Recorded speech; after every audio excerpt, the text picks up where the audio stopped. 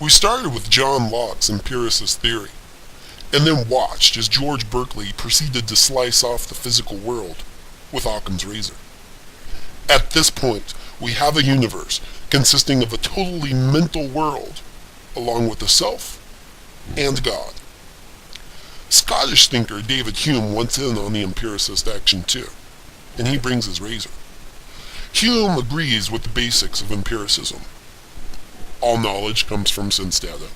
There are no innate ideas because humans are born as blank slates. And of course, he's wielding that dangerously sharp razor. Now, most of Western philosophy is based on the idea that we have a mental self that persists through time.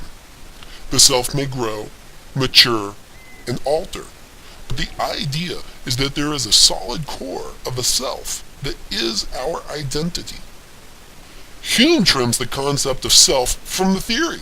According to Hume, what we think of as a self is just one big ball of sense data.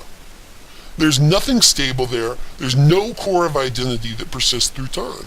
There is only sense data. There is no self. And he isn't done with the razor yet. Hume says that there are two kinds of meaning. First, there are analytic propositions. These are relations of ideas.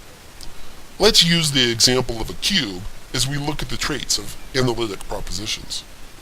First, negation of analytic propositions leads to self-contradiction. A cube has 6 congruent sides. If I told you I had a cube with only 3 sides, you would, of course, tell me that it wasn't a cube, because a cube with 3 sides isn't a cube. It contradicts the concept of a cube. Second, analytic propositions are a priori. You don't discover what a cube is by going on a cube hunting expedition in the streets. You understand a cube by contemplating the meaning of a cube, of the concept. Next, analytic propositions are true by definition. The definition of a cube states that it has 6 sides. If something has fewer or more sides, it can't be a cube. Also, analytic propositions are necessarily true. The sentence, "a cube has 6 congruent sides," cannot be false. And finally, analytic propositions are tautologies. They are redundant and repetitious. Saying has 6 congruent sides is a repetition of saying a cube. Analytic propositions include definitions, math, and logic. They show how ideas relate to each other, but do not tell us anything about the external world and its reality. Now there's another type of meaning. The second type of meaning comes from synthetic propositions, which are matters of fact. They come from sense data.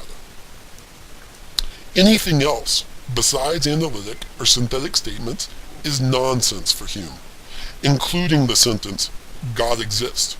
So Hume has slashed again with his razor. For Hume, there is no self, there is no God. Instead of God, Hume believes cause and effect might be the center of reality, the basis for knowledge.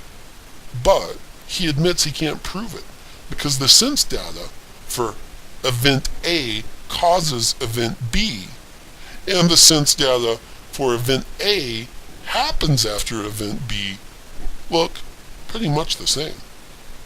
The center is slipping, and many people feel that Hume's views lead to skepticism. Skepticism is the idea that there is no knowledge, that knowledge is impossible and unattainable. Your textbook author sums up the competing theories of rationalism and empiricism by joking that the rationalists ignore Occam's razor and the empiricists trim off too much. Who is right? The rationalists? Which one? Plato? Descartes? What about the empiricists? Locke? Berkeley? Hume? They all make good points, but most people aren't willing to follow Hume all the way down the road of skepticism. Well, a group called the Logical Positivists did go down that road. Read about the Logical Positivists towards the end of chapter 3.